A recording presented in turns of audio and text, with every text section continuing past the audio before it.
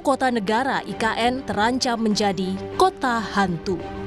Begitulah tulisan dalam sebuah artikel The Guardian, surat kabar Inggris yang dipublikasikan 29 Oktober lalu. The Guardian mengkritisi dana negara untuk proyek IKN yang telah menurun drastis. The Guardian menulis, pembangunan IKN melambat dan sedikit pegawai negeri yang mau pindah dari Jakarta. Center of Law and Economic Studies menilai, posisi Prabowo dilematis karena menolak IKN secara terang-terangan akan dianggap berlawanan dengan misi Presiden ke-7 RI Joko Widodo. Selyos pun memandang IKN jadi beban proyek yang mahal era Prabowo dan rawan gagal. Jadi strategi yang digunakan oleh Pak Prabowo sekarang adalah ya main aman, jalan tengah. Tidak membatalkan, tidak juga memberi oksigen politik baru ya, tidak juga menyerang, tapi membiarkan IKN kehilangan momentum. Dan sinyal-sinyal ini juga sudah kelihatan. Anggaran tahap 2 turun tajam ya, dari 80 triliun proyeksinya sekarang hanya dialokasikan 48 triliun. Dan tidak ada framing baru dalam pidato politik Pak Prabowo terkait IKN ini sebagai prioritas strategis nasional.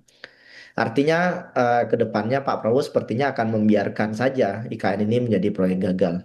Karena kalau Sejak dilantik sebagai presiden, Prabowo belum pernah mengunjungi IKN. Sebelumnya, Presiden Prabowo menetapkan IKN menjadi ibu kota politik pada tahun 2028. Hal itu tertuang dalam Perpres nomor 79 tahun 2025 tentang pemutakhiran rencana kerja pemerintah tahun 2025. Perpres itu merinci syarat IKN menjadi ibu kota politik 2028. Menanggapi artikel The Guardian yang menyebut IKN terancam menjadi kota hantu, Ketua Umum Projo Budi Aris Setiadi mengingatkan masyarakat agar tak mengikuti agenda negara lain. Jangan kita mengeksploitasi hal-hal yang membuat bangsa kita ini jadi terpuruk. Kan yang nggak pengen maju kan negara lain. Kamu mau aja ikut agenda negara lain?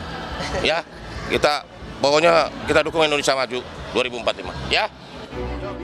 Sementara itu, Menteri Keuangan Purbaya Yudi Sadewa yakin IKN tak akan jadi kota hantu jika pertumbuhan ekonomi Indonesia baik.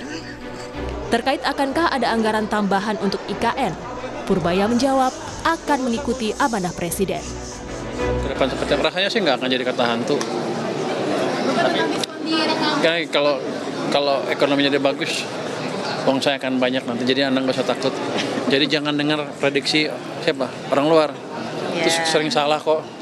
Nanti baru kalau perlu tahun-tahun berikutnya ada dana pemerintah kita keluarin lagi. Tapi yang jelas kita udah setujuin yang swasta membangun rumah di sana. Ada beberapa perusahaan gitu. Tapi gitu. Jadi sepertinya nggak berhenti, masih jalan terus. Tapi nggak secepat yang kita ikut sama Pak Presiden aja seperti apa. IKN mulai dibangun sejak awal tahun 2022.